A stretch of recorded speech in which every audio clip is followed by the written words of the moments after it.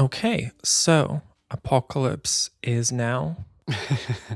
Yep. The streets are full of demons, imps, devils that are mowing down citizens. What are you doing?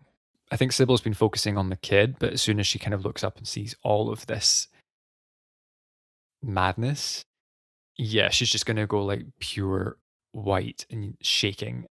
I thought we had time. Was it my hand that caused this? The moment the child's heartbeat stilled, then this all erupted. Rafine's just looking down at her hands, going, "Oh, Jesus Christ, forgive me, redeem me for causing the apocalypse. Accidentally. Slightly purposefully, maybe." Yeah. As you're just standing there, a man screaming runs past and kind of hits you with his shoulder, not on purpose, just running. And then an imp jumps from behind the corner and slits his throat. I scream. I think it's best we get out of the city. Are you okay? Yes. Child, you must be quiet. They scream. They are not reacting at all to whatever you're saying. They seem to be trapped in some kind of hell that only they are seeing. The child as it is going to attract all of the attention. The Pope can't not believe us now. We don't need the child as evidence. What do you mean? Do we hide him? I'm not leaving him. Abandon the child. I'm not leaving him. Yeah. You can see that she's like hugging closer. This guy's gonna stand up straighter and say, "Okay, we must do it the hard way then." We must. We can't give up everything.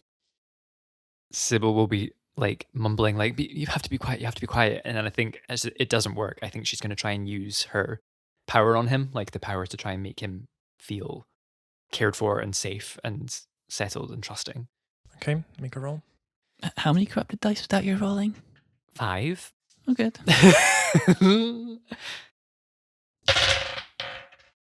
Looks like a failure to me. I'm going to use my... Calling on the dream? Yes, I'm going to call on the dream. At this point, she can't really remember it, but she remembers vaguely being pregnant. And she vaguely remembers that she wanted something to do with that. And now she's assuming this was it. It was this child. This is the child. She's just like cradling this kid and crying and saying, shh, shh, shh, shh. I think what happens is the child is still screaming silently. It is that your strange rays of light muffle it, if that makes sense, creating this aura of silence. But you can still see the suffering on their face, agony of their scream, even though it's soundless. Thank you. And she can see she's looking up and saying thank you, but there's like corpses falling from the sky. No, corpses are falling up into the sky. In fact, you see all people that are being slaughtered in front of you, moments later, rise up. Yeah, she's wrapped like her rosary around the kid, and yeah, like we can go, we can make it, we can go. Okay, do we leave the city or do we go for the tunnels to the alchemist? Leave the city. There's nothing underneath here for us.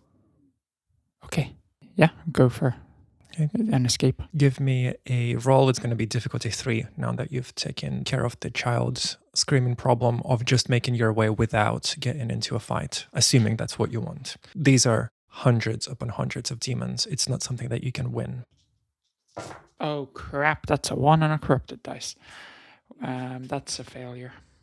Wow, I would take 5 corruption if I were to use the dream. Okay, god damn. I'm going to take 5 corruption and I'm going to use my dream. Damn, Get us out, because my Kiska's dream is to redeem my condemned husband in the eyes of God, and I can't do that trapped in Florence with a bunch of demons, and this child and everything is the ticket to getting to Avignon to have a word with the Pope. It's interesting that you are still... What Pope? When you're in a crisis, you hold on to small mercies. Yeah. And you're going to tell the Pope that the sky is on. Yeah, the sky is full of corpses. You make your way to the gates through which you have come in. I can't picture this as stealthy mission considering the absolute chaos. Everything is on fire. Multiple streets have been swallowed by the earthquakes.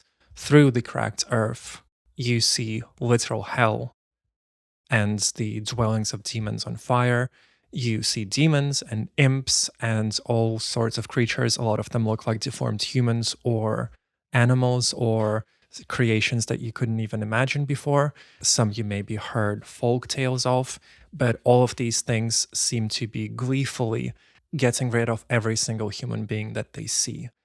As you dodge various demons and various buildings fallen over and fissures in the ground, roaring fires, you come to the gates to see them sealed. 2 hours ago, we were like, oh yeah, we're going to go see the Pope and we can do things that are fine. And now literally we are in the middle. It's like basically the world has just ended. Literally, like we are in the apocalypse. So it's like, what the fuck would you do? Probably just get on your knees and pray. I mean, the hope is this is the epicenter of the apocalypse because this is where the child died. And that, True. Yeah. Rome nearby is doing all right and etc. etc. We just need to move on to what's nearest, Lucca or something like that. That's pretty near Florence. So we're assuming this is like, okay, the gates of hell opened here, but it'll take time for it to spread kind of deal. Right. That's the hope, I guess. Okay. Until we get to the next place and, Yeah. it all falls apart. Yeah. Sybil thoroughly believes in an afterlife, and she thoroughly believes in the idea that when she dies, she's going to probably go either to heaven or to hell. So it's like, this is just the waiting room. So I just corrupted my name. So after killing the child and bringing about the apocalypse, I have taken the title The Bound Hand of Fate. Oh, nice. Which is very metal. Very. But the gift of the name is that I can cause things to quickly start rotting, decomposing, etc., rusting. So cool. So maybe I could lay my hand upon the wall and cause it to fall apart. That's 5 successes. Oh, that's so good. Apparently that works really well. So Yes. what happens? Sort of the mortar holding these stones together starts to just decompose and turn to dust as the rest of the wall just sort of collapses around it, making a fairly sizable hole for us to get through and in general weakening the rest of the wall. But yeah. Nice. Okay. We push past the stone, we can get out to the countryside of Florence. You get out to the countryside, stepping over the crumbling wall. You see that the apocalypse stretches as far as the eye can see. Right. I don't know if I would feel like I had any agency now to do anything about it apart from try and absolve myself of sin before the end. Do you get me? Catholic guilt. So I've just corrupted a bond, and that bond was the 2 riders, which was a symbol that the Templars had of working together and but also vow of poverty and that sort of thing. But I'm wondering in terms of a gift of the bonds, which actually might help you, because I was trying to think of a gift of the bonds that would kind of work. Would be a sort of safe passage type bond in terms of helping people along a journey, because that's what the Templars were ostensibly made to do. So I was just wondering then if I might use that gift of the bonds to try and, if we have an idea of a destination to go to. And we've got a theme of light going on in the party, right? Yeah. So I'm thinking maybe it'll be more of a demon repelling bright light, yes. I'm thinking Gandalf coming down that. Fuck yes. But also if there's some bystander who isn't part of within the immediate vicinity of me, within say 2 or 5 meters or something, then maybe it's blinding people and burning people and that sort of shit. Can I make a wee suggestion to that as well? Yeah. You know how from your perspective and from our perspective, you're generating this force or whatever that's like repelling demons. What if from the perspective of the demons, it's like, oh fuck, this is like a powerful demon and we better respect this shit because he's putting out some fucking evil shit energy. So it's like from ours, it's like, oh, you're doing this amazing miraculous thing. And from the demons, it's like, oh my God, he's a prince of hell. Yeah. We don't really know where that power is coming from, but yeah, I think it's some sort of gift from God. But okay, great. I think this gets you quite far. So where are we going? Now that we're fleeing Florence and we're protected by this demon... Holy light. Holy aura of burning people's eyes out. Do you want to talk about this, where we're going? Yeah, where are we going? I guess Rufina's got suggestion if we take to the sea. Like, the demons might be in the fields, but maybe they're not at sea. Yeah. Or maybe Florence big sea demons. Maybe there is. Florence is fairly close to like Pisa and Lucca and Savoy. So we could just charter a boat across to Provence, Marseille or something. Yeah, that sounds good. And go up to Avignon from there. That would cut out a lot of walking through demon fields. Yeah, straight line sounds like a good shout. Yep. East then to the shore. Oui.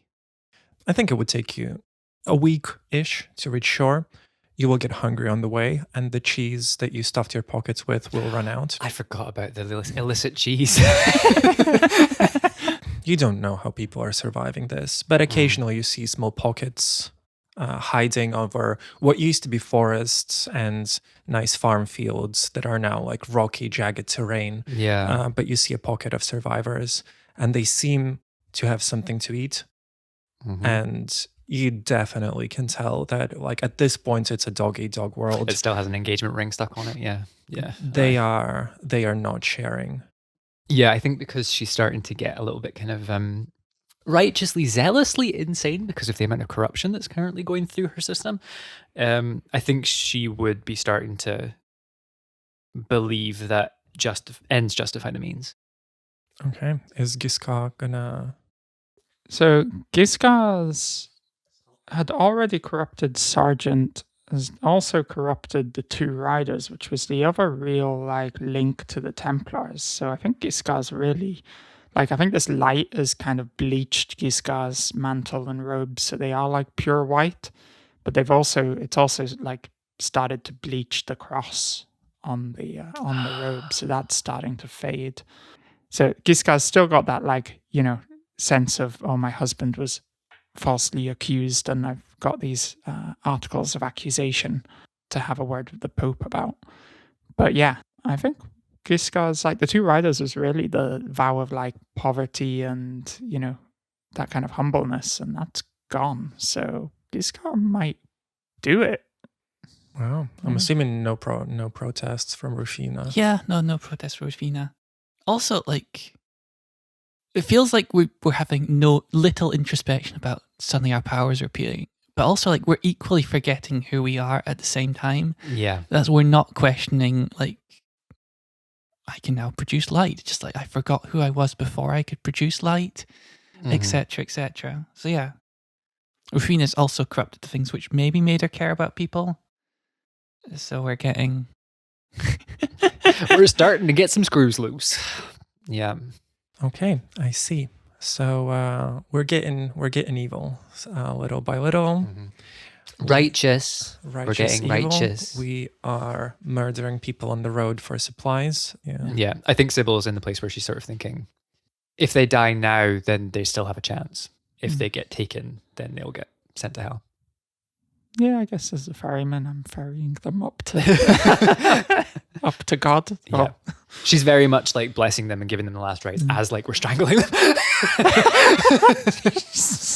Just out of curiosity, Sybil, so you believe, like you said, you believe that when you die, you go to heaven. Yeah. Is there any conflict at all with the fact that you see the scripture, you know that after the second coming, all the bodies from the graves will rise up, and those who belong in heaven will go to heaven. Obviously. You see those bodies with your own eyes. Yeah. You see them block out the sun as they struggle against the locked doors of heaven. Yeah. Heaven is either abandoned or just locked forever. You don't see angels, you don't see anything good. Yeah. Do you still believe that there is a heaven? I think she's probably making an assumption that this is all part of the plan.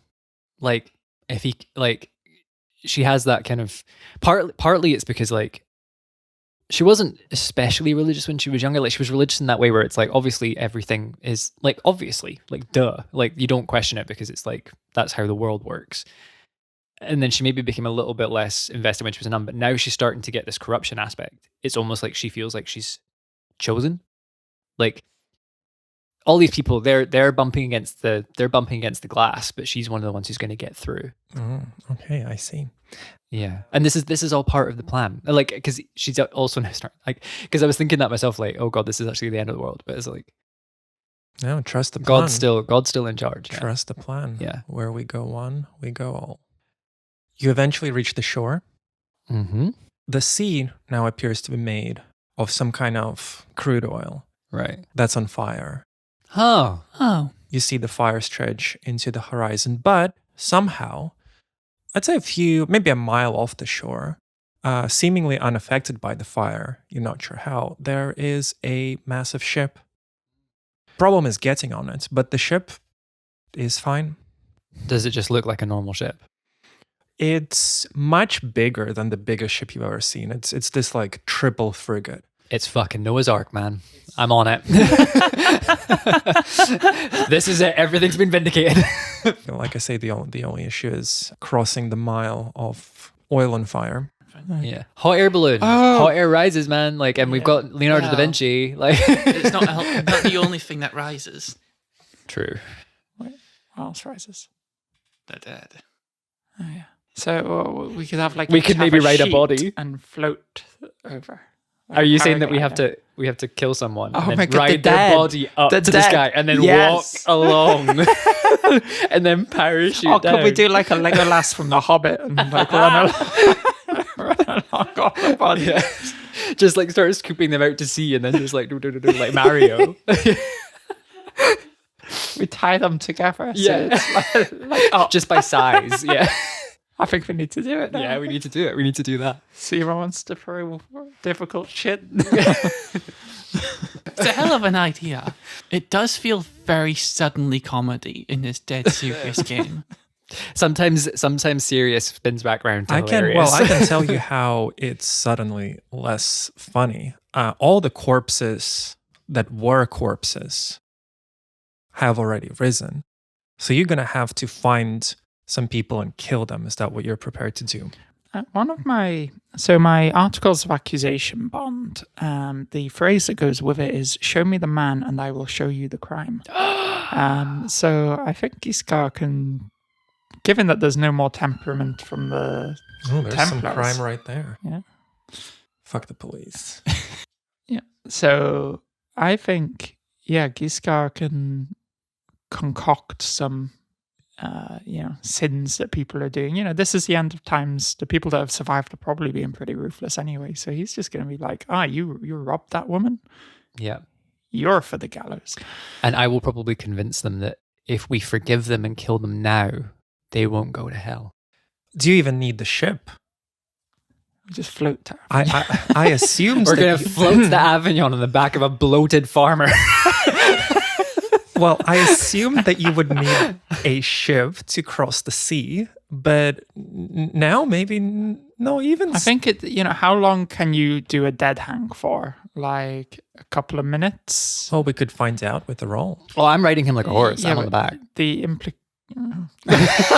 I mean, if you want to go full, it's like it would be a Titanic situation that we would spin. Yeah, it's going to be unstable. If you're spending time to prepare for this, you could weave a basket.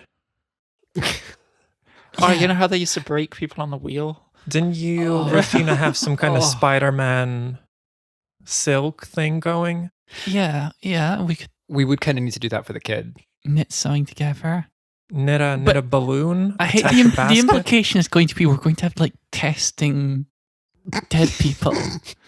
No, we can hold them down. We can stake them down. Okay. So we just sort of keep killing people until we get enough left. Are we not going for like the minimum of dead people? I honestly think 1 is enough here. Really? They're pretty... The force is powerful, isn't it? It just like sucks you up. How are we going to get back down? That's a good question. We need ballast. We need let's solve problems as they come. Somebody, whoever is in charge of this, give me a roll to see how we're doing, just to get the ball rolling. I guess we were kind of tag teaming on the deading of people. Yeah. Right. What's the difficulty? 3. Oh, that's not too bad. Well, in fact, that's kind of the point of the system, I think, that the standard difficulty remains the standard difficulty, but you get more and more dice, so standard things become easier and easier for you, because at this point you are not just regular schmoes. We're saints. Oh, yeah, 4.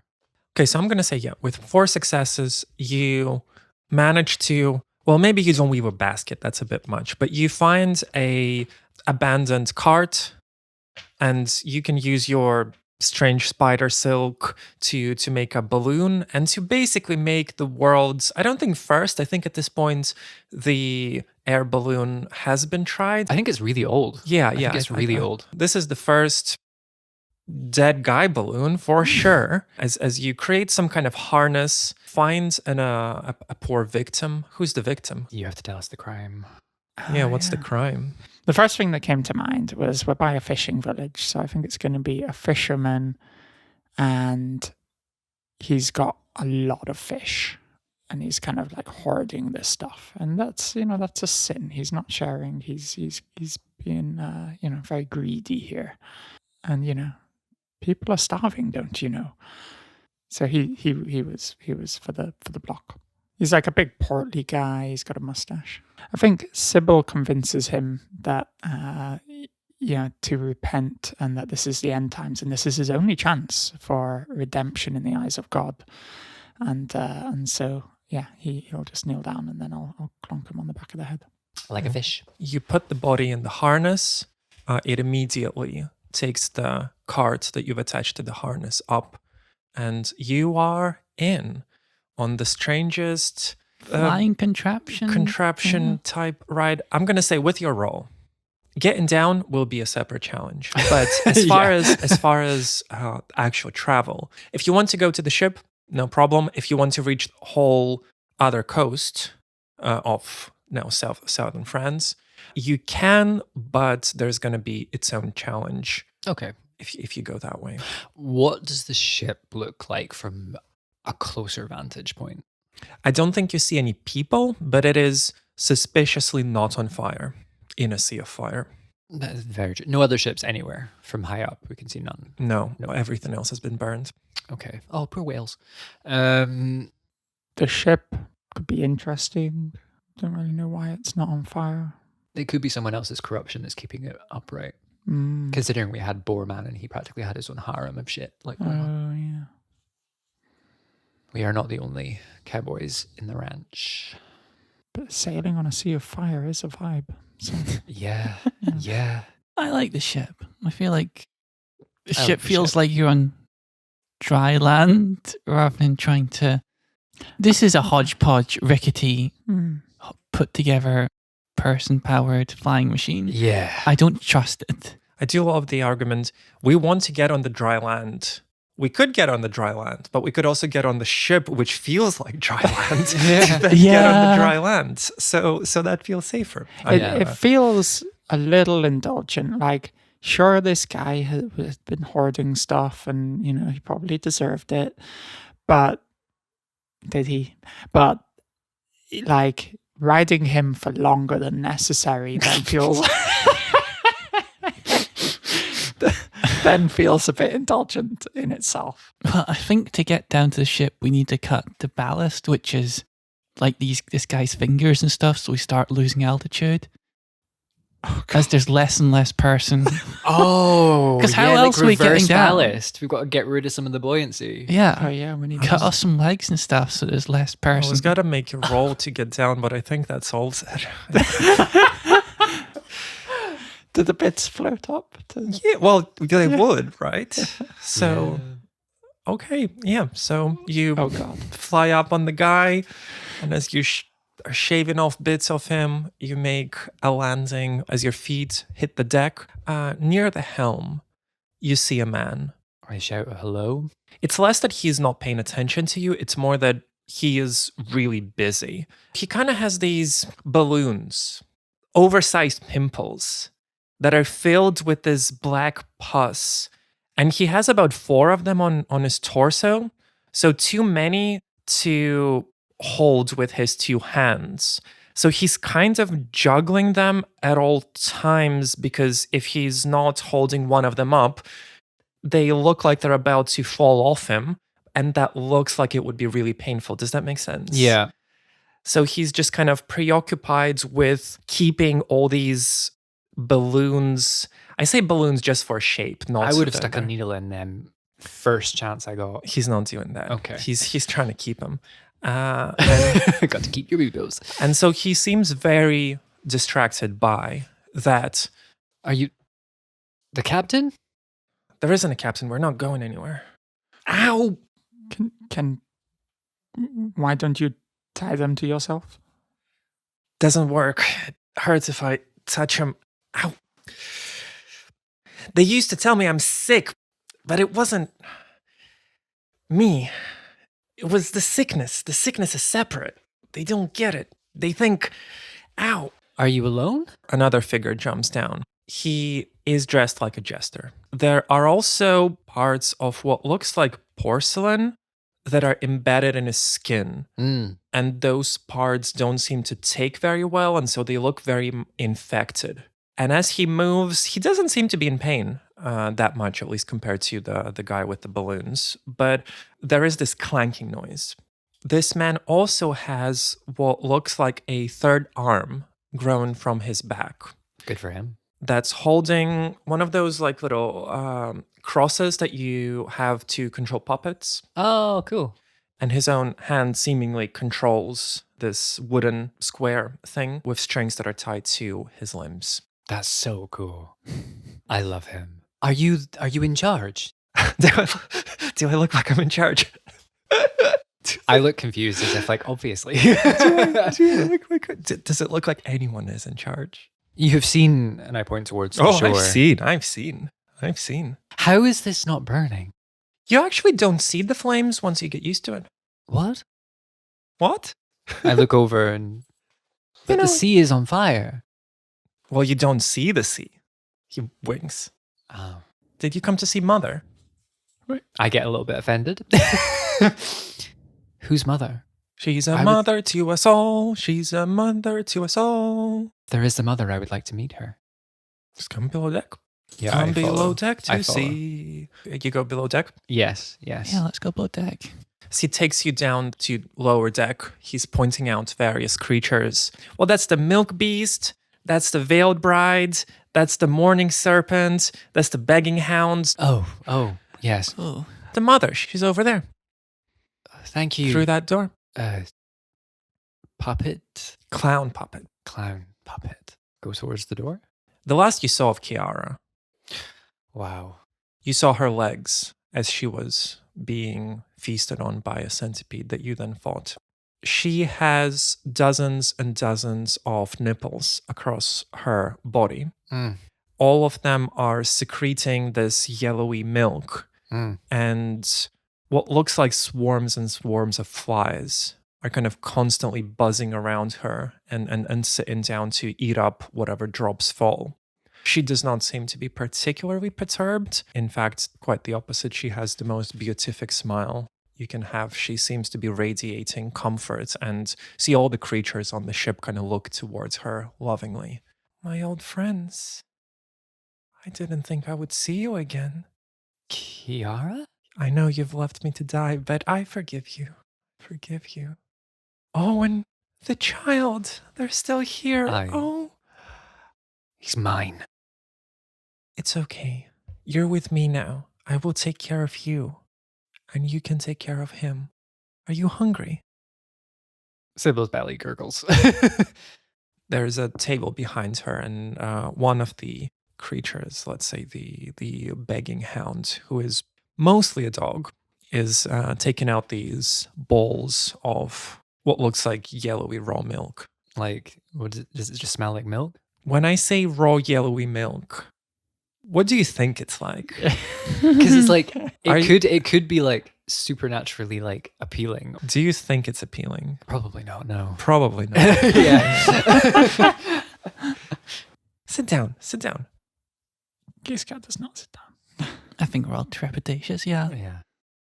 I think I do I think I'll park the kid in a chair, but like on the other side of me from her. We're grateful that you are offering us support. We came to the ship because we saw it wasn't burning. And we need to get to France. We're not going to France. Where are you going? We're a family. I'm taking care of these beautiful guys. I look around at everybody. They're treating her with like... Yeah, they smile. Okay. And your child? He's below. Oh. He's, he wouldn't fit through the door. He's grown so strong. Right. Are you sure you don't need help with the little one? He's just not well. He'll be okay. He looks really... Is there somewhere where we can go and rest? We all sleep in the same bed. You can come. I think the child needs to be in quiet. I don't know if... We can be quiet. That's no problem. And alone? Why would you be alone when you can be with family? I think it just would be best for now. If well, it's a lot to adjust to. Don't worry, and don't think so hard. Just take him there through the door, and we'll join him in bed soon. Thank you. Are you coming for now to help put him to bed? Yes, it is. It sounds like I'm needed. A family thing to do. Yes. Go lie down. If you're tired, you should go lie down. You can eat later. You walk into what looks like a bedroom. There's a massive, massive bed. What do? We need to get this moving, and she won't move. Why are they so set on staying here? Oh, she has her brood. She doesn't need to move. Ugh. We came to her. There's a knock on the door. Do you need anything? No thanks, Mom. Okay, just let me know if you guys need anything, okay? Okay. Okay, love you. She said her child is below. Surely not the... It must be. But I thought we killed it. We never really saw the end. And they've been rising everything else. Maybe it didn't. Maybe it was more resilient. The ship kind of vibrates just a little bit, and you feel the vibration come from below deck. I don't know if is it safe on this ship with that thing. It was ravenous. For all we know, she would feed us to it. There's a knock on the door. Do you need anything? Is it warm? We're fine. Okay, just let me know if you need anything, yeah? Yeah. Love you. I'm starting to get a little bit annoyed that the kid is still crying as well.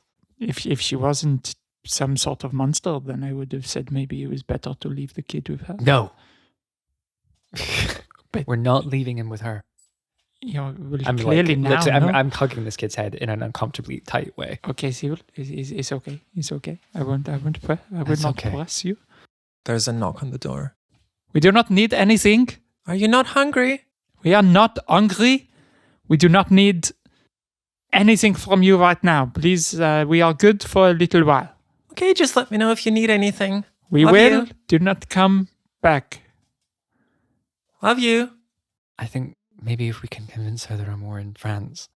That's the best course. And then I guess it's only commandeer the ship afterwards. Sounds like a plan. There's a knock on the door. Do you need anything? Yes. Yeah, what do you need, baby? I open the door. Are you hungry? I'd like to be on dry land. Oh, baby. It's okay. She goes for a hug. I flinch. I'd like to be on dry land, and I start using a bit of my... I'm trying to counter her mother. You can roll for it. Fuck it, I'll try it. Oh, no. And you've burned for your dream for this session, correct? I did. She comes for a hug again, and somehow you just end up cradled in her hands. She kind of grows in size a little bit to accommodate for it. Gross. Just kind of starts gently rocking you, and you become sleepy. It'll be difficult to do anything now because you're just, like, if you're really tired and you come to a warm place, even if you don't want to, you're just kind of getting drowsy. Yeah. Because I've fully corrupted Viscera. As she's cradling me, I think more tears start kind of like spilling out of her face. And now there's just this like web of burn tracks going like down her face and down her shoulders. And into her like, yeah. She caresses your face. And your tears, I assume, burn her fingers, but she doesn't seem to mind. She just keeps caressing you and saying, "It's okay, baby. You can cry. It's okay. You're safe here. You're safe with mommy." I think she's now screaming, but it's rage. It's like rage at the fact that this is happening, rage at the fact that like the end of the world is happening, like just like fucking angry. Let it all out. Let it all out. It's okay. You don't know. The horrors are over. No, it's not. No, it's not. Are you trying to get out? Yeah, I'm starting to struggle. Like, I think she's saying you're a horror. If you want to get out, you're going to need to roll for it. And it would have been 3, but I'll say a disadvantage because you are drowsy. Oh, the one blood dice I have rolls a 1. Dang. That's a failure by 3. I fail by 1. Do you look down just instinctively at your own belly and you see that you are currently connected by an umbilical cord or what looks like one. She strokes your hair again and you feel even weaker than before. And she goes, "It's okay, baby. Let me take him and he's going to be fine." And she takes with her other hand. In one hand, she holds you and cradles you. And in the other hand, she takes the child and cradles them. And you see that they immediately calm down and peacefully sleeps in her embrace. Giskar's going to close the door, and then can Giscar use his voice to tell her to drop Sybil? It's going to be a roll and a difficult one, but specifically Sybil. Mm-hmm. Drop that baby. Yeah. Okay. Okay, what have we got? Oh, we got a black. Yeah, a net 0. Yeah. So yeah, that's a failure. And she just looks at you with this twinkle in her eye and smiles beatifically again, sweeps you up, and also starts rocking. Says, "If you're hungry, just grab a nibble, baby." I mean, I could also get caught in the trap. Like, we could all be getting rocked. Okay, do you want to try that? And then if that fails, I'll stigmata and hopefully... Yeah, that sounds good. That's it. Use all options. Yeah. So both your friends are being lulled. Rufina's like, this is getting very quickly out of control. It's like, struggling. And it is the duty of nobility to be the people who make the decisions. And it should not be your mother. It's not the person who's making the decision. It should be nobility. It should be your dad. Anyway, yes, Rufina is going to just sort of, I guess, shout at Kiara, like, this is getting out of hand. It is not your responsibility to be making decisions about where the ship goes and sails. And I say we travel to Avignon on this boat.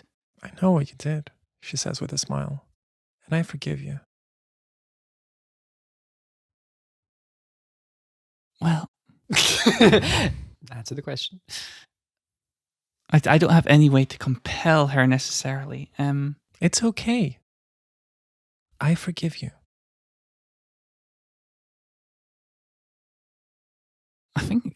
I don't know. My choice, I can't, like... I forgive you.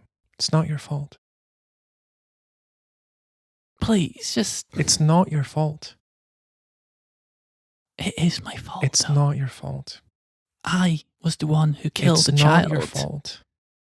It is sort of. It's not your fault. Then whose fault is it? It was an accident. Perhaps it was, but there must be something we can do to fix it. You can't fix it anymore, baby. There is no Avignon, and you need to accept that it wasn't your fault. And you need to accept that you are loved. That it's going to be okay.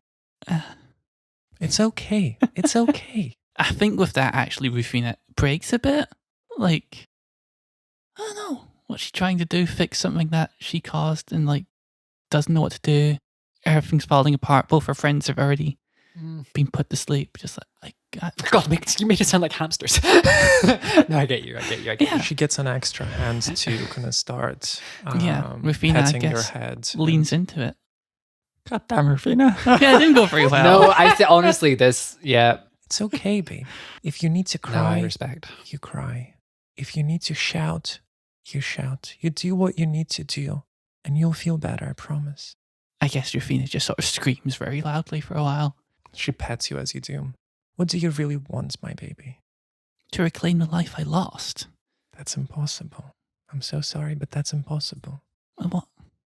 But you can be here. You can be safe. You can be fed. It just isn't enough for me.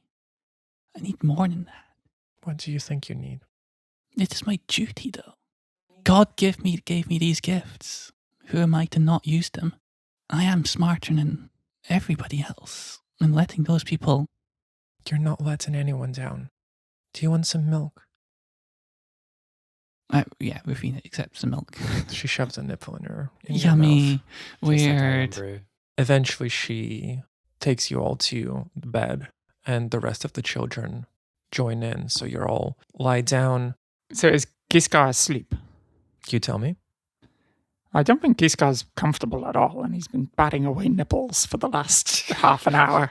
How are you, Sybil? I think it's almost like she's in a nightmare. Like that kind of moving and mumbling, and her eyes are moving underneath her eyelids. If this enchantment isn't very deep, she would wake up, I assume. Up to you. Right. I think she would wake up. You can see her like flinch. Giscard does a finger to the lips. Shh. Yeah. They are asleep. We should move. What if she's right? Right about. What if she's a better mother than me? I look around and I see if I can try and find the kid. You see the child sleeping peacefully in her embrace. Look, hey. Yeah, you can see she's like 1,000 yards staring. Look, if we try and get the child and it starts screaming, we are done. We need to get away from here. You can see that she's so tear-stained at this point that I'm worried you're almost going to start seeing teeth. And she just sort of nods. Giscard gives Rufina a nudge. Yeah. Well, I guess clearly Rufina has been crying. Rufina. Yes. Let's go. If we start the boat sailing, unfurl the sails while they are asleep, we might be able to, by the time they wake up, we are on the way. She doesn't care. Yeah, exactly. What are we doing this for? What do you mean? Avignon's burnt to the ground. The Pope is surely dead. We don't know this. Where are we meant to go otherwise? I don't know. If anybody knows something about what to do during this time, it would be the Pope. As much as I hate to admit it, I have a bone to pick with the Pope, but maybe we actually need some help here. And we can't just let these monsters just take over. Unironically, she's like destroyed, Yeah. and she's looking around at these people thinking, God, what freaks. If they keep hold of people, then it's not his way. I point up. Come on, I suppose we can try, but if I see Avignon and it's burnt to the ground, then I think I'll lose all hope. Okay, well, at least then we would have fulfilled our goal. Otherwise, there's no hope. Maybe that's right. Maybe it's worth trying. Rufina's going to go along with you. Okay. The door is locked. Oh, fuck.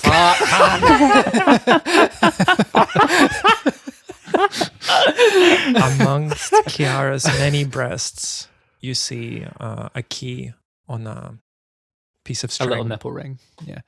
Can I pretend to want to be like suckling and then... Yeah, I think that's what I'll try and do. I'm going to say difficulty 4 with Kiara, not to wake her up. Oy. I mean, alternatively, I guess I could try rusting the door. Oh, yeah. Do it. Do it. Okay, that would be easier. Rufina takes, hold of the doorknob and just sort of channels some necrotic energy through it, and it starts to rust. I got 5 5s, which is pretty good. Okay, that's definitely a success. Tell us what it looks like. The lock itself starts to rust and disintegrates into pieces, and you can just quite simply just push the door open. Okay. Can we barricade them into the cabin that they're in? The bedroom? Don't see why not. Oh, I do produce webs, yeah. Oh, yeah. Original vision I had of these webs was sort of laying, there was a set of tripwires and things to guard a point almost. So this might be an appropriate point to sort of start just putting webs all over the place, semi-invisible because they're thin strings. Sybil is slowly watching the child get more and more separated, and there's nail marks in the door from her clutching it. It is just a precaution. Yes. What are you doing with the door? Oh, is this fucking clown? Does someone say that? What are you doing? Can Giscard rush over and just clap his hand over the clown's mouth and hold him to the wall? Shh, He's just going to smile with his eyes. You look like you like games. We are playing a game. Yeah. So this is we are gonna go and hide and seek. Okay, here.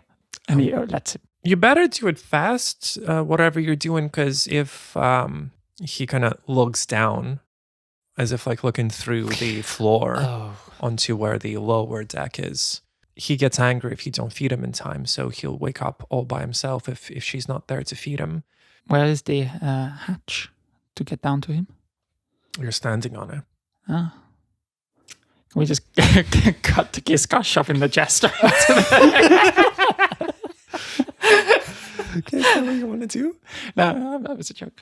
I support it. I support it. It's a very solid Cruel, so two cruel. birds, one stone. It is 2 birds on 1 stone. We've got to gauge the danger level, so he might be a good little tester. Giscard's going to open the hatch. It's very dark in there. There's no source of light. So the only light is going to come in from where you are, and it illuminates a side of something. This looks like very pale skin.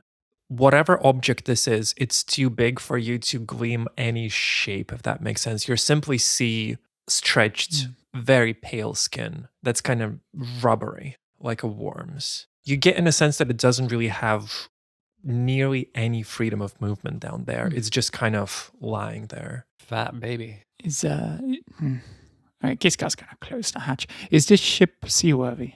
I don't know. Never tried. Are we going to try and get the ship on the way? Yeah, let's try and 3-man crew this. Yeah, it's going to be hard, but... Yeah. We can staple the last arm of our, gent upstairs onto the front as like a little symbol, pointing the way towards France.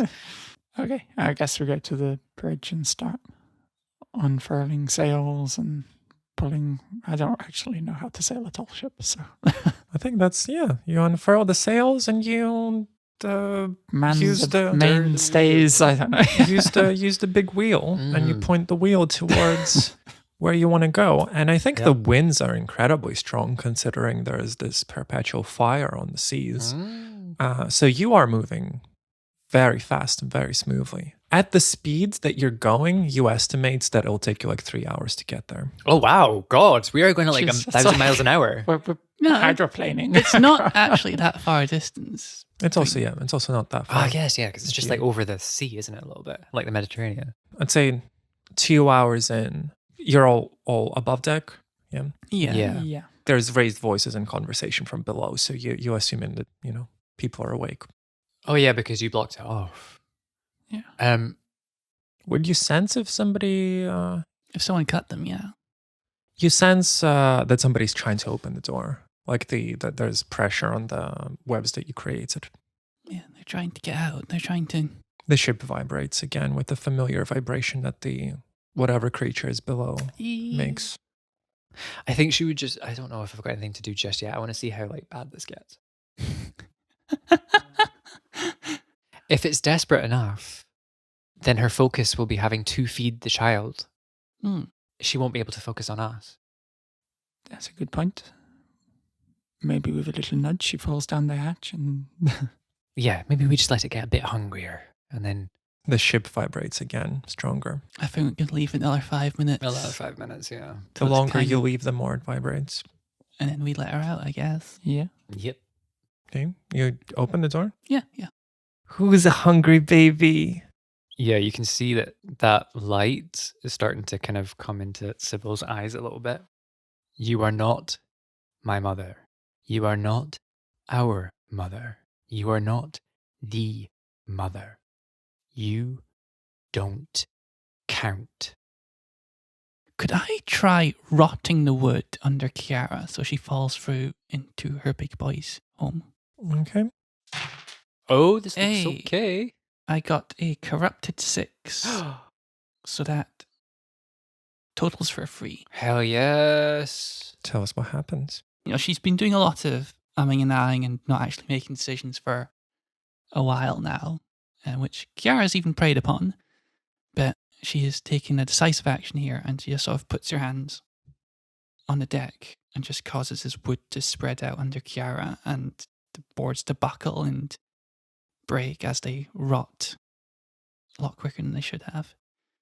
And then she falls through. Okay. She falls through with a scream. The rest of the family, all the kids, some of them have weapons, some of them just have their teeth and claws, but they all rush you. So as they're rushing, Giska's grasping his helmet. You just see Giska rip his helmet off. And there's 2 horns coming out of a distinctly feminine face. And so anyone watching would clearly see that Giska is actually a woman here. Giska is going to show her stigmata. Yeah, so the stigmata is these little horns, kind of inspired by Baphomet, who the Templars were accused of worshipping as an idol. And part of the text used in their indictments was that they said that the head of Baphomet could save them. It bestowed the order all of its wealth, made the trees flower and the plants on the earth sprout forth. So I'm thinking very much we've got a ship made of wood, and I want the wood to kind of come alive and sprout forth, and restrain and hold these people down. I think I want them to be kind of pulled into the wood here. You don't roll for stigmata. No. So you just tell me what happens. So as they're rushing forward, the wood beneath them starts to like grow around their feet. They kind of get trapped in amongst the growing wood and the bark, and just slowly as they fall down starts to consume them. And you end up just with, you know how like trees get the old like lumps, what are they called? Burls, yeah, the burls. It sort of just starts to form these burls over these humps where these people were. I think with that, the ship just breaks. You were nearly at the shore. It is visible. But how are you getting there as you fall into the fiery oil? How far are we from the shore? I don't know, a mile. A mile. Gotta get back on the corpse mobile. The corpse mobile. Would the kid go up? We're not killing the kid. You're not killing the kid. You're not killing, yeah. Okay, I'm not killing the kid. In the chaos of all the parts of the ship and the creature below deck, of course, this giant shapeless worm is wriggling, creating these whirlpools. Yeah, let's say that you just land on a piece of deck and the child is right in front of you. Do we see each other? You tell me. Yeah, I think we see each other, and I'm going to be shouting at Giskar to grab the child before the child falls off. And there's like whirlpools and stuff grabbing us up. We need to get out of here. We will. No, if look, Sybil, I think I'm so sorry. What do you mean? I think we have to do this. I'm not comprehending yet. Yeah, Giskar's gonna grab his bollock dagger out again in the child's. Let's go like it was his right breast, or where did Jesus get stabbed? Side. And then I guess float over to Sybil. I'm screaming no. Yeah. Yeah. Well, the kid will take a minute to die, so yeah. If only you knew how long I've been waiting for a player to kill a child in one of my games. I'm so happy. I think that's an image to end on. Mm-hmm.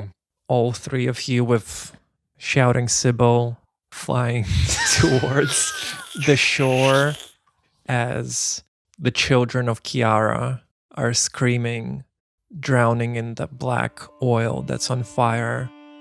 Kiara is somewhere there. It's a complete mess to actually make out what's happening.